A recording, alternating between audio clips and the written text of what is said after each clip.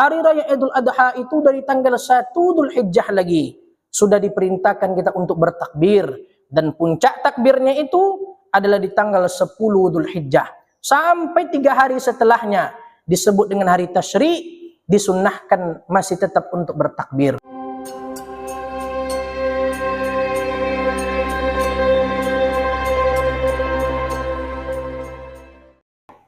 Innal hamdalillah nahmaduhu wa nasta'inuhu wa nastaghfiruh wa na'udzu billahi min syururi anfusina wa min sayyiati a'malina. May yahdihillahu fala mudhillalah wa may yudlil fala hadiyalah. Asyhadu an la ilaha illallah wahdahu la syarikalah wa asyhadu anna Muhammadan 'abduhu wa rasuluh. Sallallahu alaihi wa ala alihi wa ashabihi wa man sara ala nahji wa tamassaka bi sunnatihi ila yaumil liqa'i. Ya ayyuhalladzina amanu ittaqullaha haqqa tuqatih wa la tamutunna illa wa antum muslimun. Ya ayyuhan nasu ittaqu rabbakumul ladzi khalaqakum min nafsin wahidah wa khalaqa minha zawjaha wa batha minhuma rijalan katsiran wa nisaa'a wattaqullaha alladzi tasaaluna bihi wal arham innallaha kana 'alaikum raqiba. Ya ayyuhalladzina amanu ittaqullaha wa qulu qawlan sadida yuslih lakum a'malakum wa yaghfir lakum dhunubakum wa may yuti'illaha wa rasulahu faqad faza fawzan 'azima. Amma ba'd, fa inna asdaqal hadithi kitabullah wa khairal hadi Muhammadin sallallahu alaihi wasallam wa syarral umuri muhdatsatuha wa kullu muhdatsatin fid dini bid'ah wa kullu bid'atin dhalalah wa kullu dhalalatin finnar. Ma'asyaral muslimin, sedang jamaah salat Jumat yang semoga senantiasa dirahmati oleh Allah. Marilah kita selalu meningkatkan keimanan kita kepada Allah Ta'ala, mempertebal keimanan, mempertebal ketakwaan kita kepada Allah, karena sebaik-baik bekal yang nantinya akan kita bawa untuk berjumpa dengan Allah adalah ketakwaan kita. Dalam Al-Quran, Allah Subhanahu wa Ta'ala berfirman, "Wa tazawwadu fa inna khairaz zadi taqwa." Perbanyak bekal kalian, kata Allah, tambah lagi bekal kalian, karena sebaik-baik bekal yang nantinya akan kalian bawa adalah ketakwaan kalian. Maka para ulama mengatakan takwa itu adalah kita mengerjakan apa-apa yang Allah perintahkan. Salat Jumat wajib bagi lelaki. Kemudian kita datang ke masjid ini untuk melaksanakan salat Jumat. Dan takwa itu adalah kita meninggalkan apa yang Allah larang kepada kita. Apapun yang dapat meraih dosa, meraih kemurkaan Allah, kita tinggalkan. Maka kita pantas disebut dengan orang-orang yang bertakwa. Oleh karena itu jemaah sekalian, siapapun ustadznya, siapapun buyanya, ketika mereka berdiri di atas mimbar di hari Jumat, maka mereka tidak akan pernah bosan dan lupa untuk mewasiatkan kepada kaum muslimin wasiat takwa. Wasiat takwa ini jemaah sekalian adalah wasiat yang dibawa oleh para nabi dan para rasul. Wasiat takwa inilah yang dibawa oleh para rasul-rasul kepada umatnya. Dan wasiat takwa ini jemaah sekalian sangat penting untuk kita pahami. Kaum muslimin yang semoga dirahmati oleh Allah Subhanahu wa Ta'ala. Sekarang ini kita berada pada 10 awal di bulan Dzulhijjah. InsyaAllah Subhanahu wa Ta'ala, kalau tidak ada perubahan, kita akan hari raya Idul Adha pada hari Rabu. Dan Selasa besok kita akan melaksanakan puasa sunnah Arafah. Jamaah sekalian dirahmati oleh Allah Subhanahu wa Ta'ala, 10 awal di bulan Dzulhijjah ini jemaah sekalian adalah waktu yang sangat-sangat mulia. Bahkan Allah Subhanahu wa Ta'ala abadikan di dalam Al-Quran, walayalin ashar, kata Allah, dan demi 10 hari. Para ulama kita mengatakan kalaulah 10 hari yang dimaksud ini adalah siang harinya, maka yang dimaksud dalam ayat ini adalah 10 awal di bulan Dzulhijjah. Tapi kalau 10 hari yang dimaksud oleh ayat ini adalah malam harinya, maka yang dimaksud adalah 10 akhir bulan suci Ramadan. Jadi kaum muslimin dirahmati oleh Allah Subhanahu wa Ta'ala, di 10 awal bulan Dzulhijjah ini kita diperintahkan untuk memperbanyak ibadah, untuk memperbanyak amal soleh. Bahkan di 10 akhir bulan Ramadan ini jemaah sekalian, kita dianjurkan dalam agama kita untuk memperbanyak takbir. Allahu Akbar, Allahu Akbar, Allahu Akbar, walillahil hamd. Sebagaimana kita baca takbir ketika hari raya Idul Fitri atau Idul Adha, maka 10 hari di awal bulan Dzulhijjah ini kita dianjurkan untuk memperbanyak takbir jemaah sekalian dirahmati oleh Allah. Nah, kita baca takbir Allahu Akbar, Allahu Akbar, Allahu Akbar. La ilaha illallah wallahu akbar. Allahu akbar walillahil hamd. Di 10 awal bulan Dzulhijjah ini kita diperintahkan untuk memperbanyak takbir. Dan orang-orang yang memperbanyak takbir di 10 awal bulan Dzulhijjah ini, maka mereka akan mendapatkan pahala yang besar. Takbir itu disebut dengan takbir mutlak. Jadi takbir mutlak ini jemaah sekalian boleh dibaca kapan saja, di atas kendaraan bertakbir, sedang masak bertakbir, sedang bekerja bertakbir. Asalkan di tempat-tempat yang suci, maka kita dianjurkan untuk memperbanyak takbir. Sebagaimana jemaah sekalian dulu ada 2 orang sahabat Nabi, namanya Abdullah ibn Umar dengan Abu Hurairah namanya. 2 orang ini jemaah sekalian datang ke salah satu pasar. Ada yang mengatakan pasar itu adalah pasar Madinah. Mereka berdua ini, Abdullah bin Umar dengan Abu Hurairah, itu datang ke pasar. Sampai di pasar itu mereka berdua ini bertakbir hingga seluruh orang pasar itu jemaah sekalian bertakbir di 10 awal bulan Dzulhijjah. Maka jemaah sekalian dirahmati oleh Allah, kalau tidak ada yang ingin kita ucapkan lagi daripada lisan kita ini berbicara sesuatu yang tak baik, lisan kita ini diam saja, tidak ada ucapan-ucapan yang baik, maka hendaknya kita basahkan lisan kita ini dengan memperbanyak takbir di 10 awal di bulan Dzulhijjah jemaah sekalian. Jemaah sekalian dirahmati oleh Allah. Kemudian jemaah sekalian di hari Selasa besok bertepatan pada tanggal 9 Dzulhijjah, maka itu adalah puasa Arafah. Di tanggal 9 Dzulhijjah itu jemaah sekalian, kaum muslimin kita yang dipanggil oleh Allah untuk menunaikan ibadah haji tahun ini, di tanggal 9 Dzulhijjah itu mereka akan berkumpul di padang Arafah dan mereka akan melaksanakan yang namanya wukuf di Arafah. Dan orang-orang yang tidak diberi kesempatan untuk haji tahun ini, yang tidak wukuf di Arafah, disunnahkan untuk berpuasa, namanya puasa sunnah Arafah. Jamaah sekalian, cukup dengan berpuasa 1 hari di hari Selasa besok, Allah jamin dosa-dosa kita dihapus 2 tahun. Dengan berpuasa 1 hari di hari Selasa besok, kita tak makan dan tak minum sejak azan subuh sampai azan maghrib, dihapus dosa kita 2 tahun.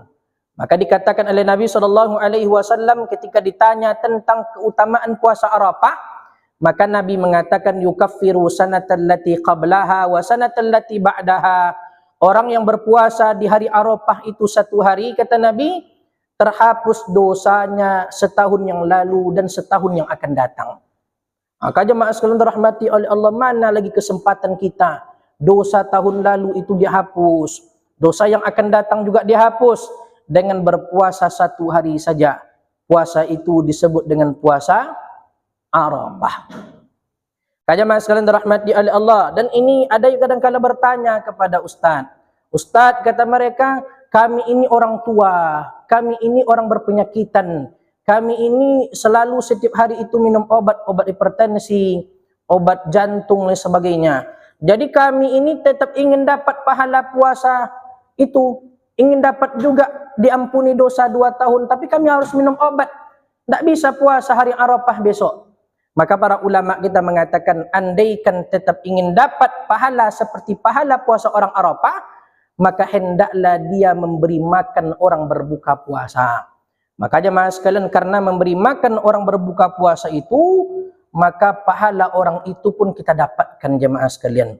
Jadi kalau ada di antara kita di dalam masjid ini yang tak bisa nanti hari Selasa besok puasa Arafah, dikarenakan mungkin minum obat atau dikarenakan tidak mampu berpuasa, maka berikan makan orang berbuka puasa agar pahalanya tetap kita dapatkan jemaah sekalian. Begitu juga bagi orang-orang wanita yang datang halangannya, datang haidnya di tanggal 9 Dzulhijjah hari Arafah mereka ingin berpuasa, tapi karena halangan itu membuat mereka tak bisa berpuasa, maka Al-Imam Ibnul Qayyim Al-Jauziyah mengatakan hendaklah dia memberi makan orang berbuka puasa. Karena memberi makan orang berbuka puasa itu, maka kita akan mendapatkan pahala sebagaimana yang didapatkan oleh orang itu tanpa mengurangi pahala puasanya sedikit pun. Fa'tabiru ya ulil absar la'allakum turhamun.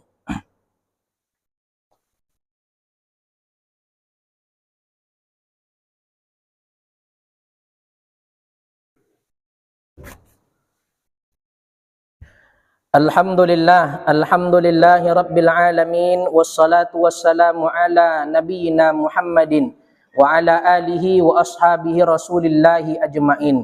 Kaum muslimin yang semoga dirahmati oleh Allah, setelah di tanggal 9 Dzulhijjah atau hari Arafah itu, maka besok paginya di tanggal 10 Dzulhijjah atau hari Rabu besok, maka masuklah hari raya Idul Adha. Jamaah sekalian dirahmati oleh Allah, para ulama kita sepakat bahwa hari raya paling besar kita itu adalah hari raya Idul Adha, bukan hari raya Idul Fitri. Nampak saja perbedaan itu dari segi takbir. Hari raya Idul Fitri itu jemaah sekalian takbirnya dimulai dari terbenam matahari pada akhir Ramadan. Akhir Ramadan tanggal 30 Ramadan itu terbenam matahari, maka jemaah sekalian orang-orang mulai bertakbir masuknya Idul Fitri. Kapan selesai takbirnya? Selesai takbirnya itu ketika besok pagi, ketika khatib itu naik mimbar pada salat Id. Setelah salat Id itu maka tak ada lagi takbir, menunjukkan hari raya Idul Fitri itu hari rayanya itu cuma semalam jemaah sekalian. Berbeda dengan hari raya Idul Adha.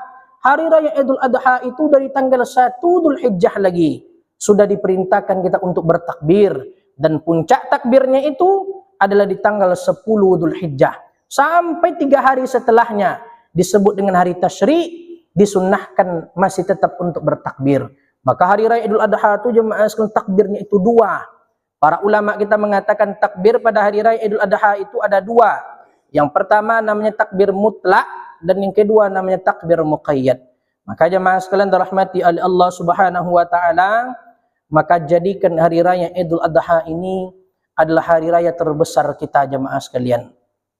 Kemudian di hari raya Idul Adha itu kita tidak akan pernah lupa dan tidak akan pernah lepas dari sesuatu yang namanya penyembelihan hewan kurban.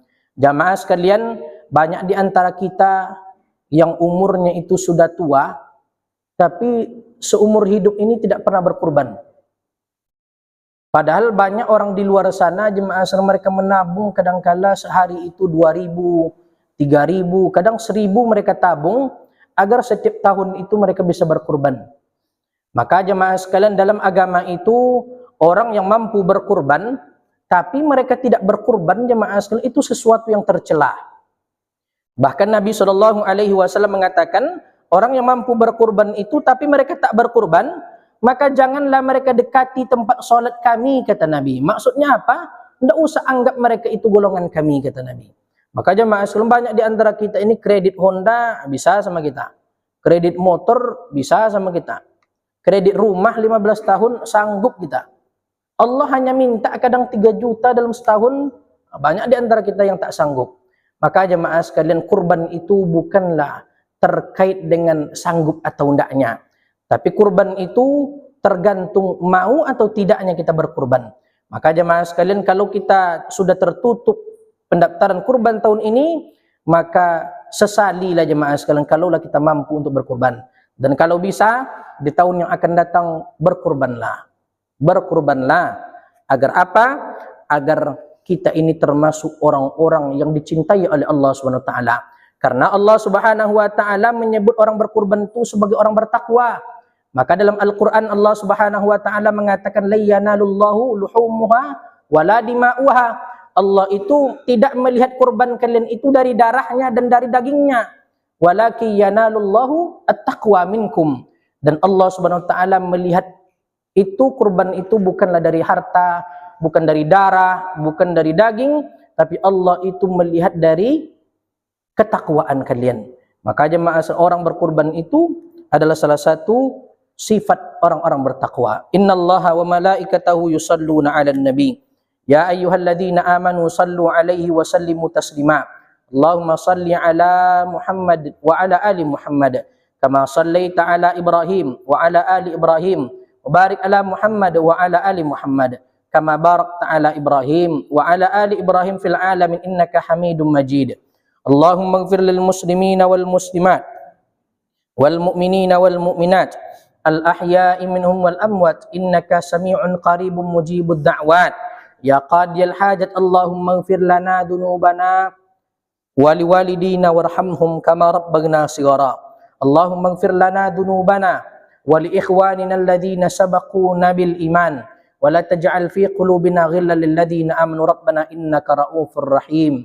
Allahumma ij'alna minal muttaqin. Allahumma ij'alna minal muttaqin. Allahumma ja'alna minal muttaqin. Allahumma inna na'udzubika min jahdil bala wa darqis syaqa wa su'il qada wa syamatatil a'da. Allahumma astur uyubana. Allahumma astur uyubana. Allahumma astur uyubana. Allahumma ihfadhil muslimin al mujahidin fi Filistin. Allahumma ansuril muslimin al mujahidin fi Filistin. Allahumma ihfadhil masjidil aqsa min aydil yahud. Ya Rabbana anta maulana fansurna 'alal qaumil kafirin. Rabbana atina fid dunya hasanah wa fil akhirati hasanah wa qina adzabannar. Ibadallah, innallaha ya'muru bil adli wal ihsan wa ita'idil qurba wa yanha 'anil fahsya'i wal munkari wal baghi ya'idukum la'allakum tadhakkarun. Fadhkurullahal 'azima yadhkurkum wad'uuhu yastajib lakum wa la dzikrullahi akbar. Aqimussalah.